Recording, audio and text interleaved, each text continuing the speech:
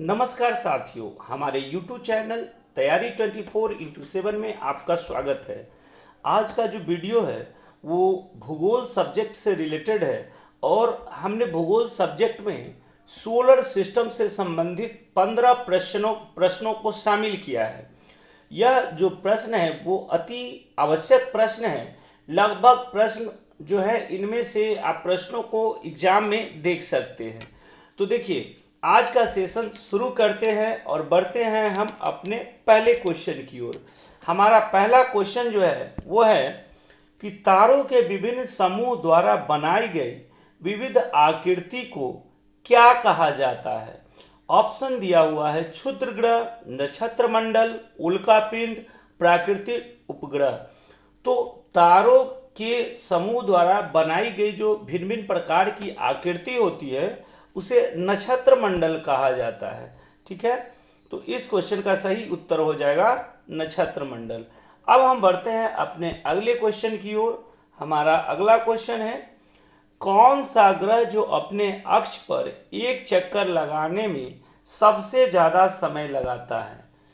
तो हर जो हमारे ब्रह्मांड में जितने भी ग्रह पाए जाते हैं, सोलर सिस्टम में जितने भी ग्रह पाए जाते हैं, वो ग्रहों का एक अपना होता है घूर्णन गति और एक दूसरा गति होता है, उसे परिक्रमण गति कहते हैं।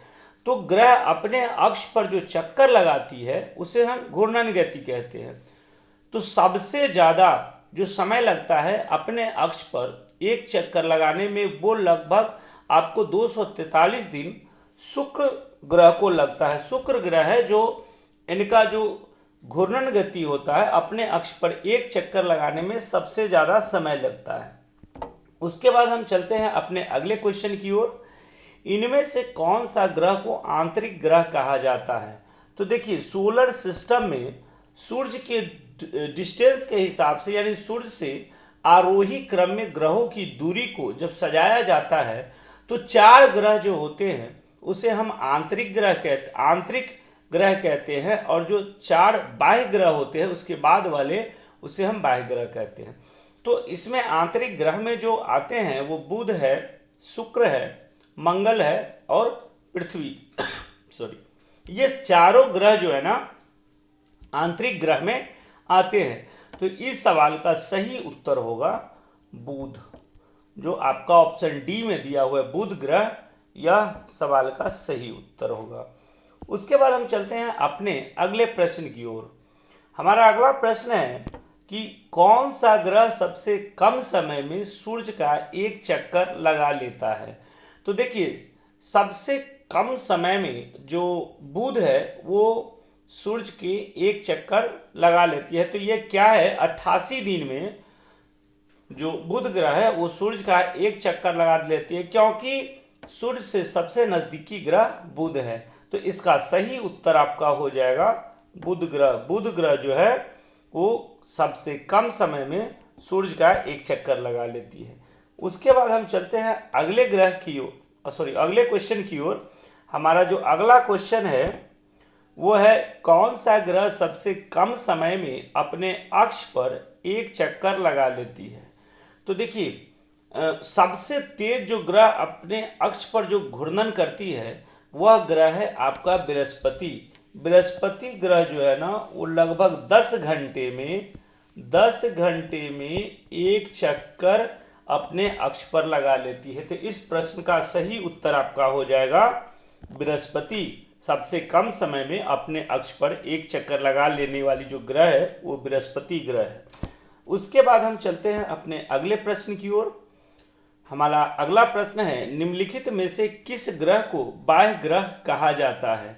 तो बाह्य ग्रह की श्रेणी में हमने आपको बताया कि जो सूर्य से दूरी के हिसाब से जो प्रथम 4 ग्रह हैं, जो बुध है, शुक्र है, पृथ्वी और मंगल, ये आंतरिक ग्रह कहलाते हैं। उसके बाद बृहस्पति, शनि, यूरेनस और नेपच्यून, ये चारों बाह्य ग्रह में आते हैं। तो यहाँ पे जो ऑप्शन दिया गया है आपका बृहस्पति जो है ना, बृहस्पति ग्रह बाह्य ग्रह की श्रेणी में आता है। बाद बाकी जो शुक्र, पृथ्वी और मंगल, ये तीनों आंतरिक ग्रह में आते हैं। तो सही उत्तर इसका हो जाएगा बृहस्पति। उसके बाद हम चलते हैं अपने अगले क्वेश्चन की ओर। सूर्य के प्रकाश की गति कितनी होती है? तो देखिए, सूर्य के प्रकाश की गति होती है जिसके कारण सूर्य के प्रकाश जो है ना वो पृथ्वी पर आने में लगभग 8 मिनट 20 सेकंड का समय लेती है। तो इसके लिए ऑप्शन आपका दिया गया है 3 लाख किलोमीटर प्रति सेकंड, 2.5 लाख किलोमीटर प्रति सेकंड, 4 लाख किलोमीटर प्रति सेकंड और 5 लाख किलोमीटर प्रति सेकंड। तो इसका सही उत्तर होगा 3 लाख किलोमीटर प्रति सेकंड, यानी सूर्य के प्रकाश की जो गति होती है वो 3 लाख किलोमीटर प्रति सेकंड होती है। उसके बाद हम चलते हैं अपने अगले क्वेश्चन की ओर।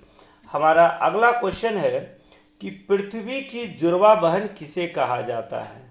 तो पृथ्वी की जो जुड़वा बहन के लिए जो यहाँ ऑप्शन दिए गए हैं बुध, मंगल, शुक्र और शनि। तो पृथ्वी का जो जुड़वा ग्रह है ना वो शुक्र ग्रह को कहा जाता है। ठीक है, उसके बाद हम चलते हैं अपने अगले क्वेश्चन की ओर। हमारा अगला क्वेश्चन है कि क्षुद्र ग्रहों की स्थिति किन दो ग्रहों के बीच होती है? तो क्षुद्र ग्रहों की जो स्थिति होती है ना सोलर सिस्टम में मार्स और जुपिटर, मंगल और जो बृहस्पति ग्रह के जो बीच का जगह है, उन बीच के जगहों में बहुत सारे सेलेस्टियल बॉडी है, आकाशीय पिंड है, जिसे क्षुद्र ग्रह की श्रेणी में रखा जाता है। तो यहाँ पे आपको ऑप्शन दिया है कि मंगल और पृथ्वी, दूसरा है बुध और शुक्र, तीसरा है शुक्र और पृथ्वी और चौथा है मंगल और बृहस्पति। तो इसका सही उत्तर होगा आपका मंगल और बृहस्पति। उसके बाद हम चलते हैं अपने अगले क्वेश्चन की ओर। हमारा अगला क्वेश्चन है शाम या भोर का तारा किसे कहा जाता है? तो देखिए, इसके लिए जो ऑप्शन हमें दिए गए हैं मंगल, बुध, शुक्र और बृहस्पति। तो शाम का तारा या भोर का जो तारा है ना वो शुक्र ग्रह को कहा जाता है। ध्यान में रखना है, शाम या भोर का तारा शुक्र ग्रह को कहा जाता है। उसके बाद हम चलते हैं अपने अगले क्वेश्चन की ओर।